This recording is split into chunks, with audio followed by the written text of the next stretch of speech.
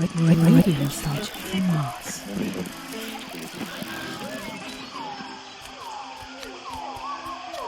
Greetings all you Martians out there, it's time for another round of Radio Nostalgia from Mars. This whole show is a tour de force of nostalgia from the good old days. And through music and shared stories, we can look forward to a bright future out here among the stars. The deepest tunes, the warmest memories. Radio Nostalgia from Mars.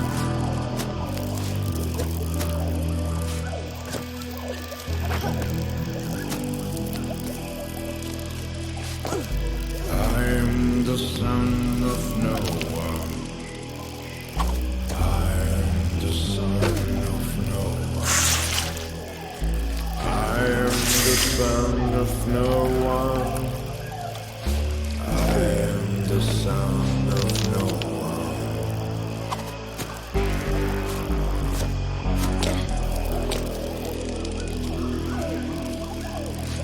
A mutant of tomorrow.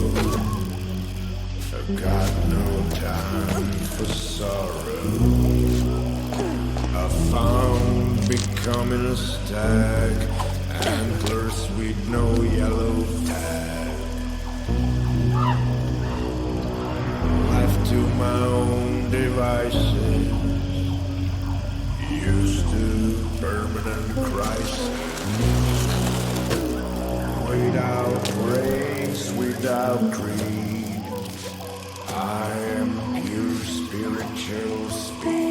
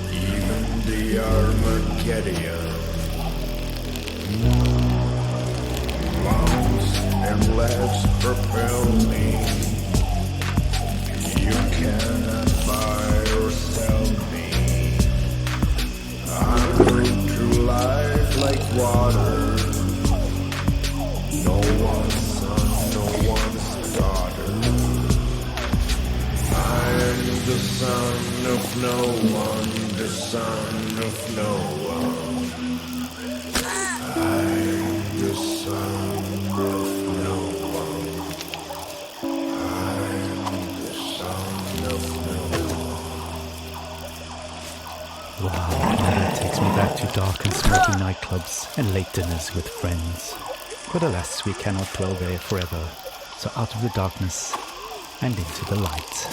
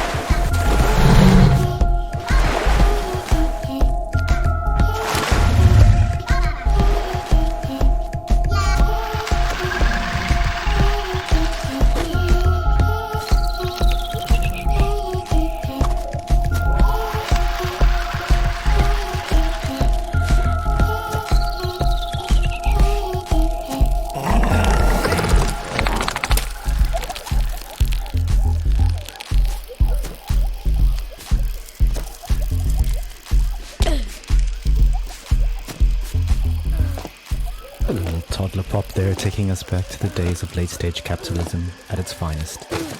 Child labor never sounded so sweet. Speaking of labor, get those Gucci goods off and your hazmats on. The recent dust storm has wreaked havoc on the air duct in Sector 2A and 3C, so we need all hands on deck. Histoire, mémoire, le bon vieux temps, source originale, fable authentique, espoir, inspiration, drame, musique, radio nostalgie de Mars. And now for another story. A look back at life on the open road and a look forward to the long road ahead. Crying while riding a Harley Davidson is the actual meaning of life. I'm serious. I tried to recreate that feeling here on Mars. So I took a Tesla City Delivery EVA for a spin on the Planitia Plains, but it's like driving a janky VR simulation. It made me miss riding my motorcycle, my Jolene, even more.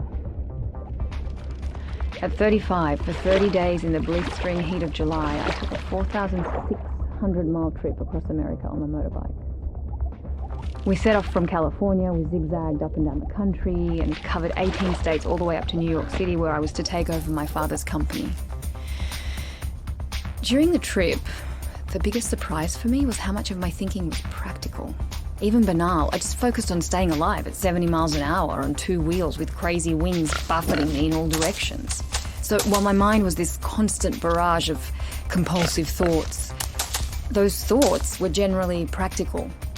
Like, how do I get to that destination before dark? Am I drinking enough water? Am I hydrating? The bigger picture stuff of why am I doing this and what is life about anyway didn't come until later. We started the trip at the peak of California's infamous orange heat wave, and we rode it for 5 days in temperatures you wouldn't believe. Some mornings I'd have sweat dripping from my elbows before we even set off. My eyes hurt from the sun. Sometimes I'd wake up so sore I could barely move. My inner thighs had engine burn.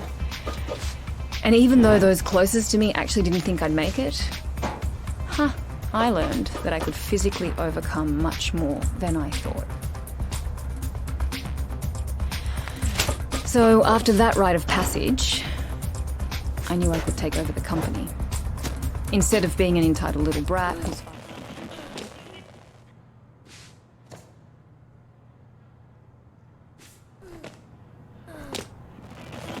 theatre career, I turned the company into $1 trillion business. And now, here I am with my family on Mars, among the last representatives of humanity in the universe.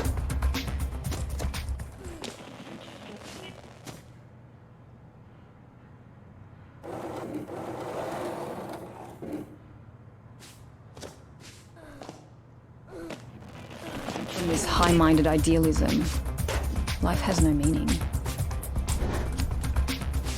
Because of these damn EVA suits, there's no wind on the highway here. No open-air solitude that makes you feel one with the world like back on Earth. On Mars, even if you manage to get outside, you're still trapped in a bubble of your own stale air.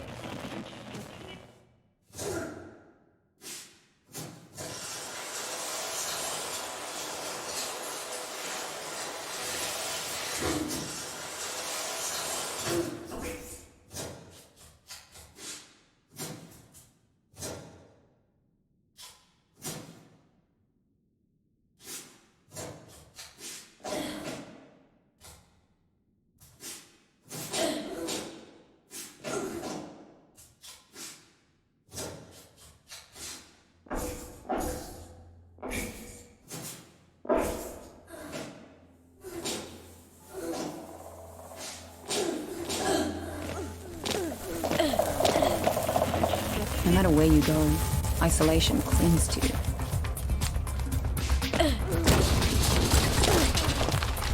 Unlike the open road, it's an experience of cold and coldness. There's no dancing asphalt in the heat, and no neon-lit diners, and 2 a.m. omelettes with green bell peppers and yellow cheddar with a side of burnt hash browns, greasy bacon and black coffee. Instead, there's this barren rock and strictly monitored oxygen levels in sterile domes. We live in bubbles within bubbles. I admire how far we've come and how resilient we are, but I wonder, maybe we're just fooling ourselves. Just like during my epic ride, we've mostly figured out the banal questions about water and food and sanitation, and now the greater questions are looming. What are we really doing here? What is our future? And what will the meaning of life be for my kids? At any rate, the point is, I miss them. Thanks for listening. We're in space. Let's space out with some delicious supper.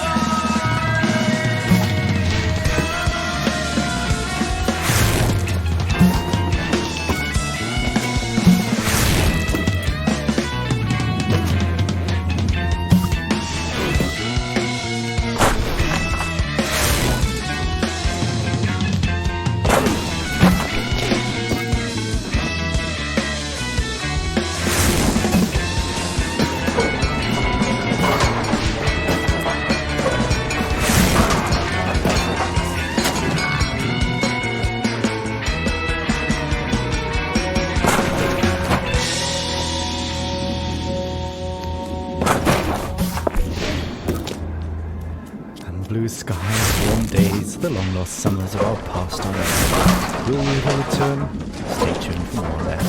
Up next, some music to meditate, mediate, and procreate. Radio nostalgia from Mars.